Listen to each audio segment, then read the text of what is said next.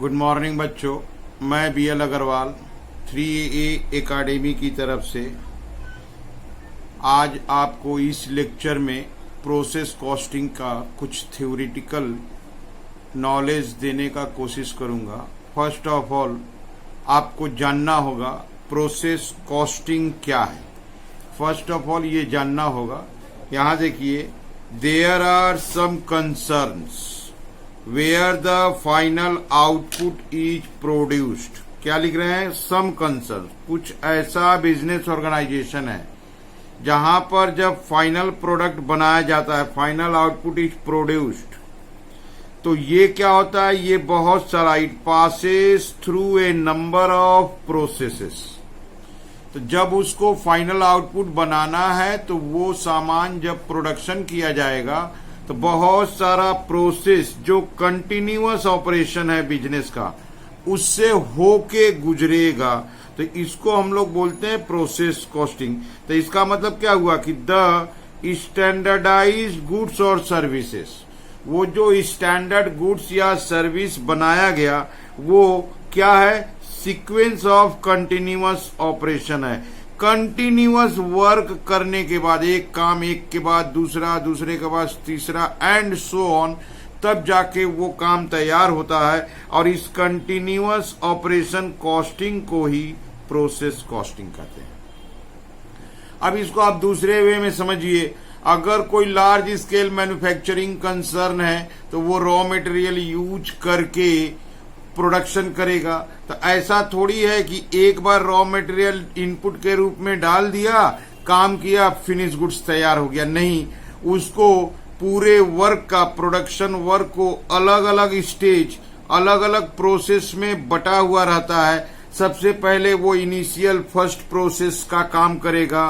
First process का काम करने के बाद उसके बाद सेकेंड में डालेगा, सेकेंड में कुछ काम होगा तो थर्ड में जाएगा एंड सो ऑन।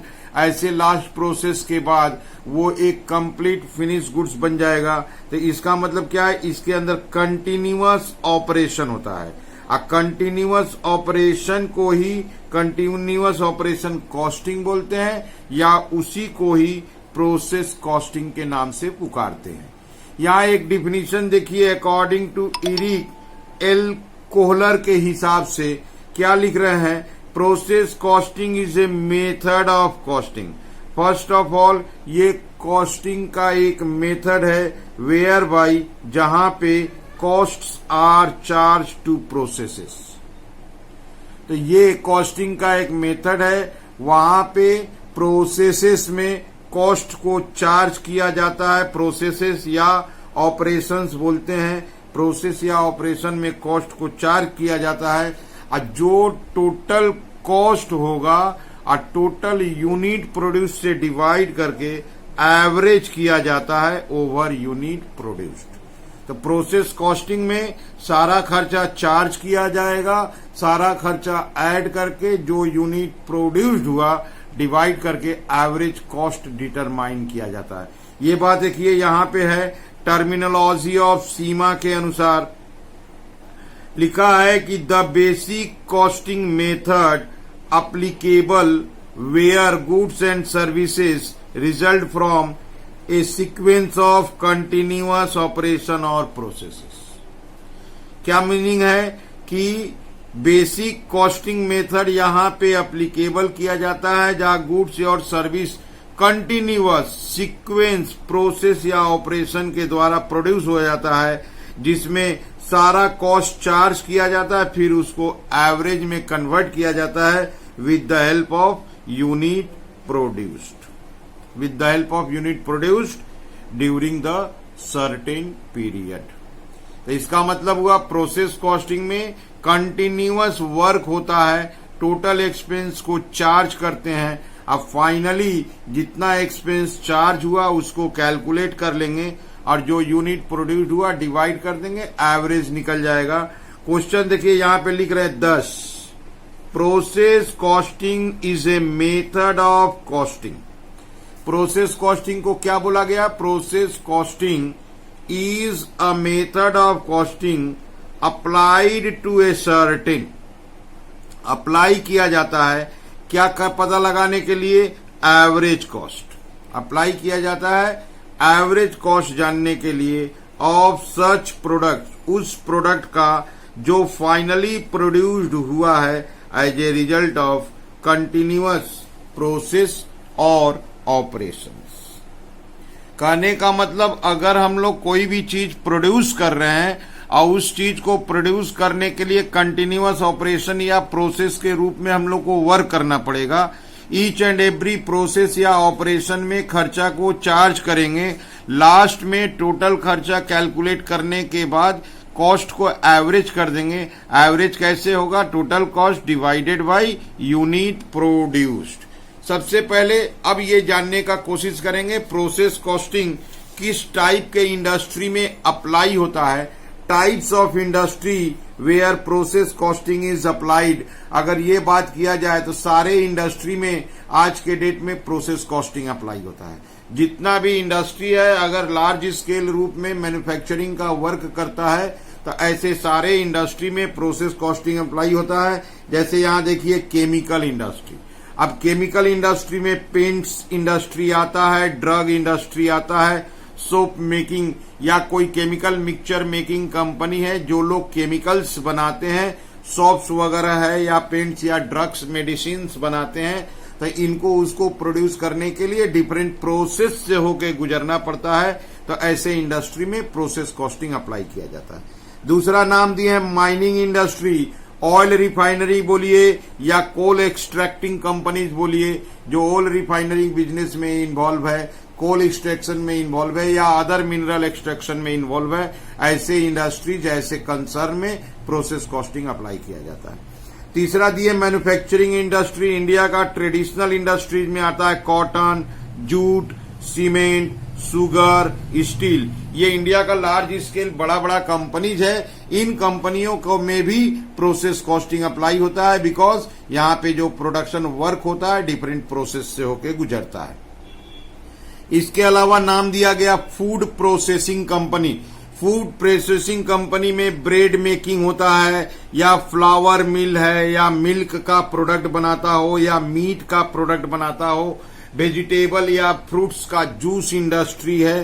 तो ऐसा अगर कोई इंडस्ट्री है जो फूड प्रोसेसिंग के नाम से बिजनेस करता है, ऐसे इंडस्ट्री में भी प्रोसेस कॉस्टिंग अप्लाई होता है। और एक दिया गया public utility companies. Public utility में गैस वाटर सप्लाई कंपनी है या पावर जनरेशन कंपनी है, ये सारे कंपनी भी प्रोसेस कॉस्टिंग को अप्लाई करते हैं। इसका मीनिंग आ गया आज के डेट में अगर देखा जाए तो प्रोसेस कॉस्टिंग हर एक कंपनी में अप्लाई होता है बिकॉज आज के डेट में कोई भी प्रोडक्ट बनाया जाता है तो उसमें कंटिन्यूअस ऑपरेशन करते हैं, बहुत सारा प्रोसेस वर्क करते हैं और प्रत्येक प्रोसेस में एक्सपेंस करते हैं। तो हमारा काम होता है उस एक्सपेंस को कैलकुलेट करना, total cost of the goods जानना, उसके बाद जो हम लोग प्रोडक्शन किए थे, यूनिट प्रोड्यूस हुआ था, उससे डिवाइड करके एवरेज कॉस्ट निकालते हैं। तो ये काम जहां पे भी करते हैं वहां प्रोसेस कॉस्टिंग अप्लाई होता है। अब सवाल ये होता है प्रोसेस कॉस्ट, हम बार बार बोल रहे हैं कि कॉस्ट निकालते हैं, तो प्रोसेस कॉस्ट या उसको बोलते हैं एलिमेंट ऑफ कॉस्ट। अगर आप कोई भी चीज मैन्युफैक्चर करने जाओ तो आपको खर्चा के नाम से पहला खर्चा लगेगा मटेरियल, दूसरा लेबर, तीसरा डायरेक्ट एक्सपेंस और 4 नंबर ओवरहेड। तो मान लीजिए प्रोसेस 1 है, प्रोसेस 1 को स्टार्ट करेंगे तो हम लोग को मटेरियल, लेबर एक्सपेंस देना होगा, ओवरहेड है।